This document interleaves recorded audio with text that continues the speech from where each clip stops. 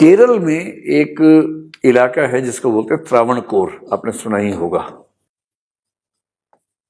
और ये त्रावणकोर वो इलाका है जो जो अब केरल राज्य जो बना आजादी के बाद उसका हिस्सा बन गया। पहले त्रावणकोर एक साम्राज्य था, किंगडम था, राजशाही थी वहां।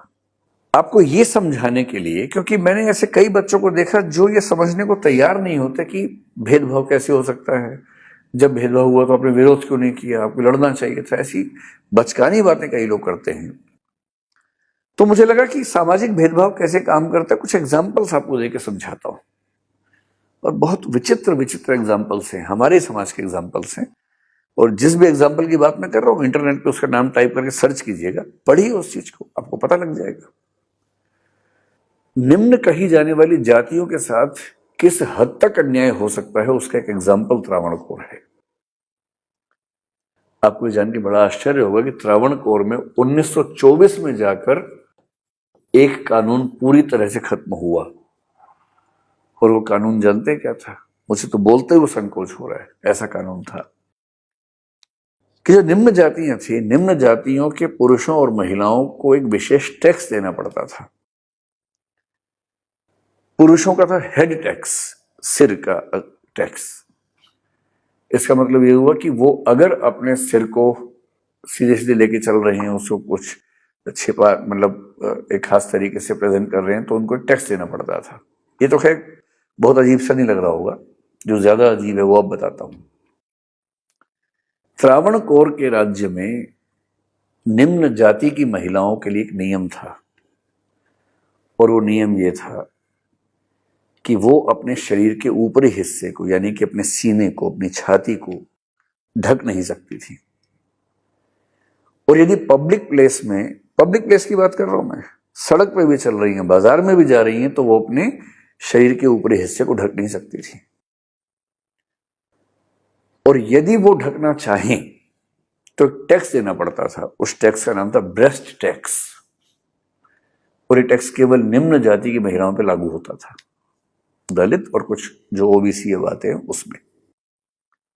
उसमें एक जाति थी नाडार जाति, जो कि आज की भाषा में ओबीसी जातियों में आती है। एक जाति थी जो एझवा जाति, आपने सुना होगा, एक बहुत ही दलित वंचित जाति वहां की है, केरल की। उस एझवा जाति में एक कहानी चलती है, जैसे हम उत्तर भारत में लोग लक्ष्मीबाई की कहानियां सुन के बड़े होते हैं ना, वहां के बच्चे जिस महिला की कहानी सुन के बड़े होते हैं उसका नाम है नांगेली। कहीं मन करे तो इस महिला का नाम इंटरनेट पे टाइप कीजिए, गूगल पे, उसी कहानियां पढ़िए। क्या कहानी है मैं आपको बताता हूं। 1802-1803 की कहानी है। ये लड़की एझवा जाति से थी, जो कि दलित जाति थी, निम्न जाति थी। और इस जाति की महिलाओं के लिए जरूरी था कि वो जब पब्लिक प्लेस में चलें तो अपना शरीर का ऊपरी हिस्सा खुला लेके चले, कपड़ा उसके ऊपर ना रखें। कितना आप समझ सकते हैं कितना खराब लगता होगा। कुछ लोग कहते हैं कि उस समय केरल की कल्चर का ये सामान्य हिस्सा था, लेकिन अगर ये मजबूरी है और उच्च जाति की महिलाओं पर ये मजबूरी नहीं है तो कितना अजीब सा लगता होगा, कोई भी सोच सकता है। तो वहां महिलाएं नाराज होती थी, कसमसाती थी, परेशान होती थी, पर अब क्या करें जब सिस्टम ही ऐसा है, राजा का आदेश है, सैनिक हैं, पुलिस है, वो सब सिस्टम ऐसा है, तो क्या करें। इस लड़की से बर्दाश्त नहीं हुआ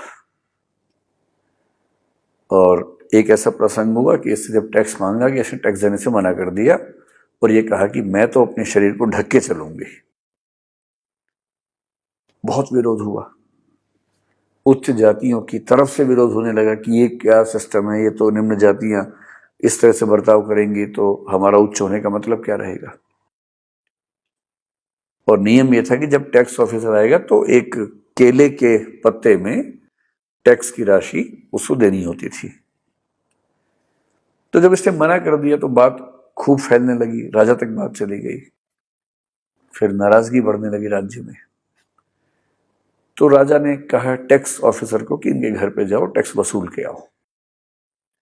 टैक्स ऑफिसर गया। कई कहानी है, कुछ कहानी है कि टैक्स ऑफिसर गया, उसके साथ में बहुत सारे लोग थे जो गुंडा टाइप के लोग थे, जो टॉर्चर करने के लिए गए थे।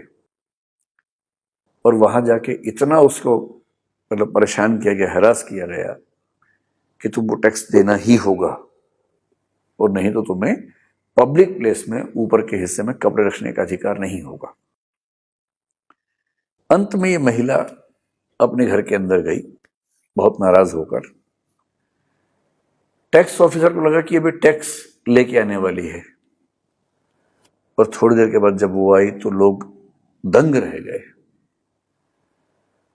उस महिला ने क्या किया कि चाकू से अपने स्तनों को काट के उस पात्र पर रख के सामने पेश किया।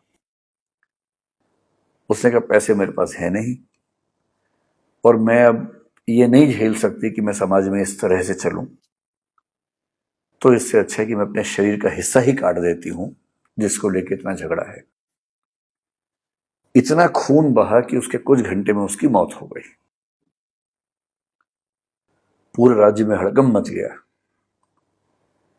और जब इस महिला को जलाया गया तो कहने वाले कहते हैं, कुछ इतिहासकार मानते हैं, कुछ नहीं मानते हैं, कि इसके पति ने भी चिता में कूद के अपनी जान दे दी और एक तरह से सती प्रथा का रिवर्स एक मेल एग्जाम्पल वहां पर दिखाई पड़ता है। केरल के जिस इलाके में ये महिला थी उस इलाके में आज लगभग उसकी पूजा होती है। आज भी वो घर वैसा का वैसा है, कुछ टूरिस्ट लोग जाते हैं देखने के लिए। उस गांव का नाम भी ऐसा है जो संकेत करता है कि इस घटना से इसका कुछ लिंक था।